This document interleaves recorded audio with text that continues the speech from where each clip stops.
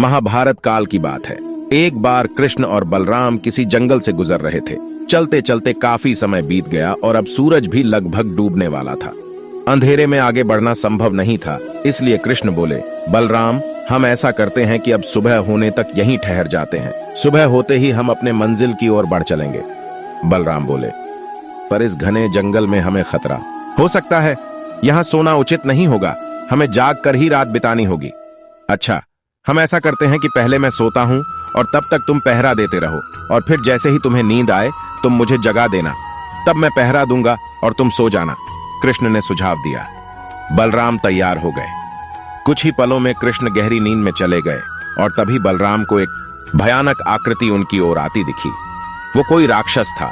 राक्षस उन्हें देखते ही जोर से चीखा और बलराम बुरी तरह डर गए। इस घटना का एक विचित्र असर हुआ। भय के कारण बलराम का आकार कुछ छोटा हो गया और राक्षस और विशाल हो गया। उसके बाद राक्षस एक बार और चीखा और पुनः बलराम डर कर कांप उठे। अब बलराम और भी सिकुड़ गए और राक्षस पहले से भी बड़ा हो गया। राक्षस धीरे धीरे बलराम की ओर बढ़ने लगा। बलराम पहले से ही भयभीत थे और उस विशालकाय राक्षस को अपनी ओर आता देख जोर से चीख पड़े, कृष्णा, और चीखते ही वहीं मूर्छित होकर गिर पड़े। बलराम की आवाज सुनकर कृष्ण उठे। बलराम को वहां देख उन्होंने सोचा कि बलराम पहरा देते देते थक गए और सोने से पहले उन्हें आवाज दे दी। अब कृष्ण पहरा देने लगे। कुछ देर बाद वही राक्षस उनके सामने आया और जोर से चीखा। कृष्ण जरा भी घबराए नहीं और बोले, बताओ, तुम इस तरह चीख क्यों रहे हो? क्या चाहिए तुम्हें? इस बार भी कुछ कृष्ण के साहस के कारण उनका आकार कुछ बढ़ गया और राक्षस का आकार कुछ घट गया। राक्षस को पहली बार कोई ऐसा मिला था जो उससे डर नहीं रहा था। घबराहट में वह पुनः कृष्ण पर जोर से चीखा। इस बार भी कृष्ण नहीं डरे और उनका आकार और भी बड़ा हो गया, जबकि राक्षस पहले से भी छोटा हो गया।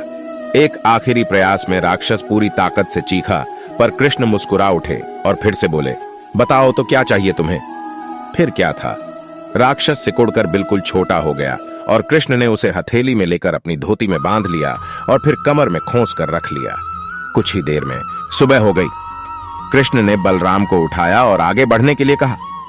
वे धीरे धीरे आगे बढ़ने लगे। तभी बलराम उत्तेजित होते हुए बोले, पता है कल रात में क्या हुआ था?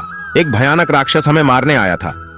रुको रुको, बलराम को बीच में ही टोकते हुए कृष्ण ने अपनी धोती में बंधा राक्षस निकाला और बलराम को दिखाते हुए बोले, कहीं तुम इसकी बात तो नहीं कर रहे हो?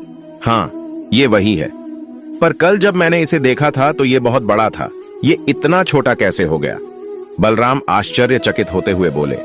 कृष्ण बोले, जब जीवन में तुम किसी ऐसी चीज से बचने की कोशिश करते हो जिसका तुम्हें सामना करना चाहिए, तो वो तुमसे बड़ी हो जाती है और तुम पर नियंत्रण करने लगती है। लेकिन जब तुम उस चीज का सामना करते हो जिसका सामना तुम्हें करना चाहिए, तो तुम उससे बड़े हो जाते हो और उसे नियंत्रित करने लगते हो। दोस्तों, ये राक्षस दरअसल हमारी जिंदगी में आने वाली चुनौतियां हैं। अगर हम इस चुनौतियों को टालते हैं तो ये और बड़ी होती जाती हैं। आखिर में ये हम में कंट्रोल करने लग जाती हैं। इसलिए हमें इनका साहसपूर्वक सामना करना चाहिए ताकि हम उन पर काबू पा सके।